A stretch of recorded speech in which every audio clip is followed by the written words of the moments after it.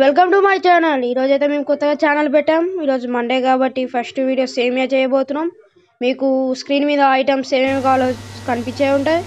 First అయితే ఒక cup sugar తీసుకోవాలి, 2 cups ఆఫ్ సేమియా, 1 cup of dry fruits and 1 cup of నెయ్యి తీసుకొని 1 లీటర్ పాలు తీసుకోవాలి. పాలు ముందే పెట్టింది మా మమ్మ అయితే, ఎందుకు నాకు కూడా తెలియదు.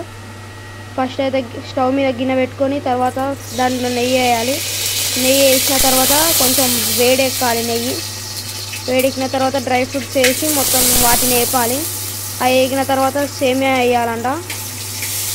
సేమియా ఇప్పుడు మా అమ్మ అయితే సేమియా తీసుకొని వేస్తుంది.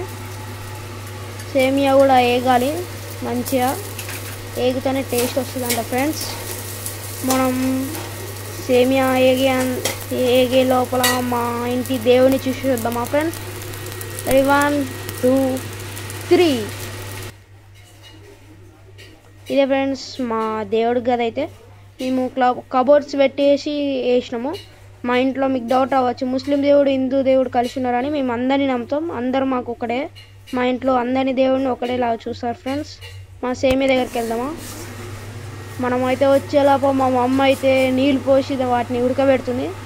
సేమియా ఉడికిన తర్వాత అయితే చక్కెర పాలు వేసేసి ఇంకా సర్వ్ చేసుకోవడమే. మనమైతే ఇప్పుడు సర్వ్ చేసుకుందాం ఫ్రెండ్స్. మా మమ్మీ గిన్నెలకు సర్వ్ చేస్తుంది చూడండి. బాదం పప్పు జీడిపప్పులు కనిపిస్తున్నాయి కదా. మనమైతే ఇక్కడ సర్వ్ చేసుకొని దేవుడు కూడా పెట్టుకొని ఇంకా దండం పెట్టుకునే మనం సేమియా తినేద్దాం. రెడీ, చలో